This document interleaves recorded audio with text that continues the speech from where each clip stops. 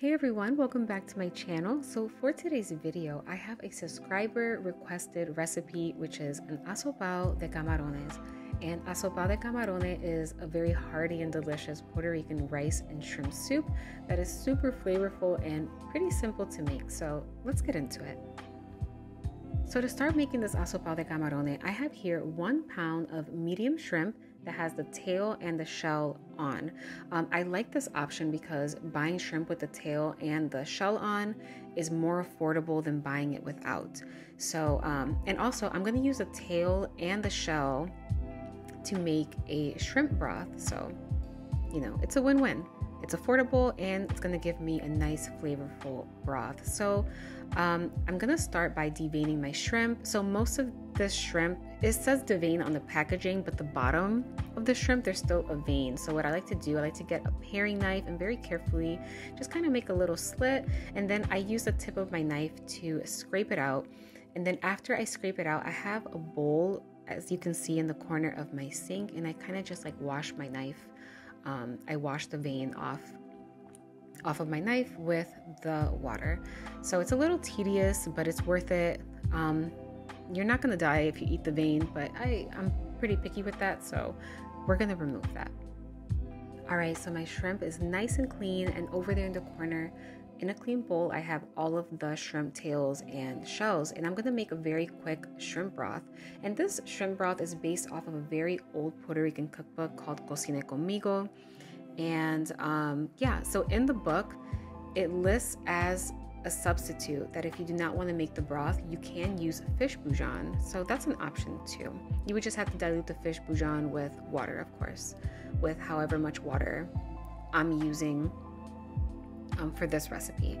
So I have about 4 large garlic cloves that are mashed, and I mash them because I want the garlic flavor to really come through in the broth. And then I have here half of a large white sweet onion, and I'm just going to rough chop it in large pieces.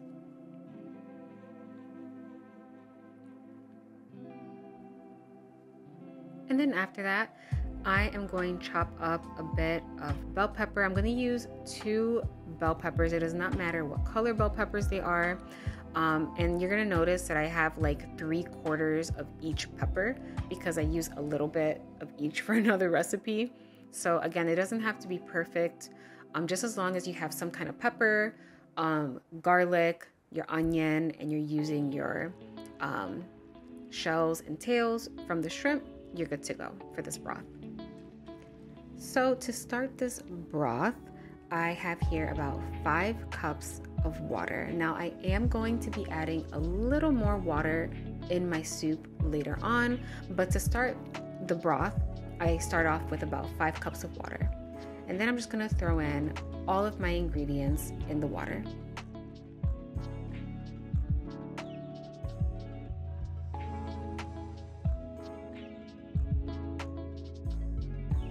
Then I'm gonna add a little bit of ground black pepper, and then I'm gonna add a sprinkle of salt. So I'm gonna add about 2 or 3 teaspoons, and then I'm just going to check for salt content later on in my soup. So yeah, so after I add all of my ingredients, I'm going to cover my broth because I do not want it to dry out, and I'm gonna boil this for 30 minutes.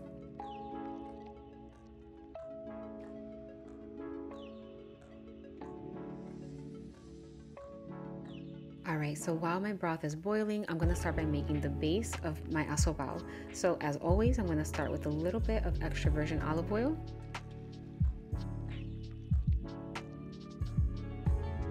Then I'm gonna add 1/4 cup of fresh homemade sofrito.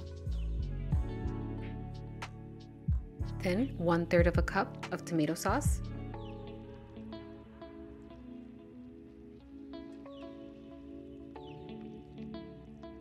And about 2 smashed garlic cloves. And by the way, my heat is set to medium.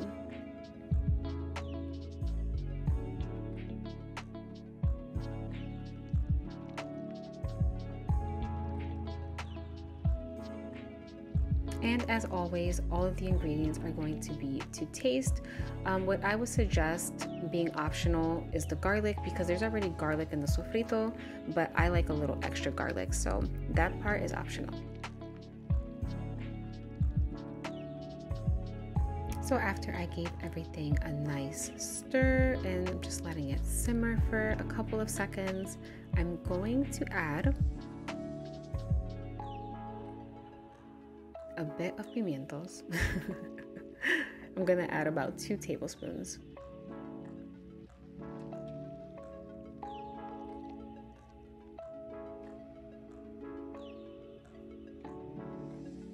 And a couple of olives.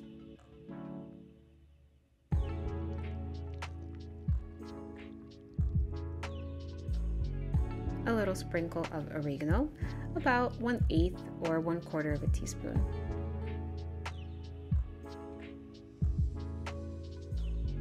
And a little bit of ground black pepper, not too much. I already added some in my broth, so I don't want to overdo it. And then I'm going to add just half a pack of some Goya sazón with culantro y achote. And if you do not know what culantro y achote is, culantro is just spiny coriander and achote is annatto. Annatto is what gives it its color.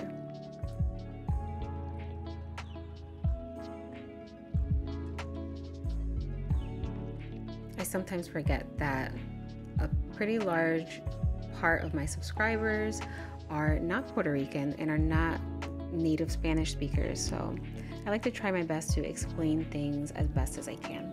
Because of course I know what the ingredients are, but I want to make sure that everyone knows what they are too. So then I'm going to throw in my shrimp, and I season my shrimp a little bit with this Lawry's Casero Total Seasoning. This is my favorite seasoning. Dare I say, I like it more than Goya adobo. So if you can get your hands on this, get it. I found it at Walmart. So I just seasoned it just a little bit, about 1/4 of a teaspoon, not too much.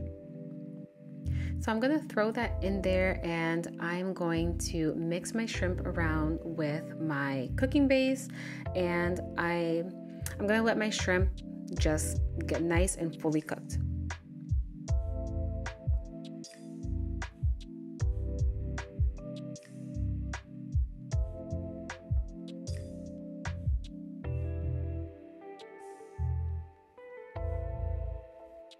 So my shrimp is nice and cooked, and I know this because all of my shrimps are nice and pink. So now it's time to add in my broth, and I strained my broth, and what I did, just to make it easier, I used a fine mesh strainer, and I just kind of like took everything out of the pot. So I threw in my broth, and at this point it may be good to check for salt content, and then I'm going to add half a cup of some rice. I'm using medium grain rice, but long grain rice will work just fine as well. If you're going to use a rice like basmati, which is really long, I suggest using about 1/3 of a cup of rice. And then I'm going to juice half of the lime. I'm going to just squeeze that as best as I can. I was struggling a little there. And just put that in there. It's going to give it a nice citrusy acidity.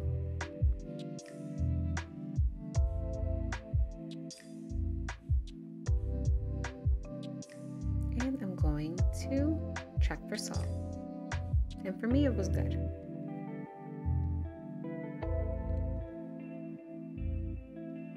Make sure I use all of that juice and that lime. And no, this is not going to make your asopao taste limey at all.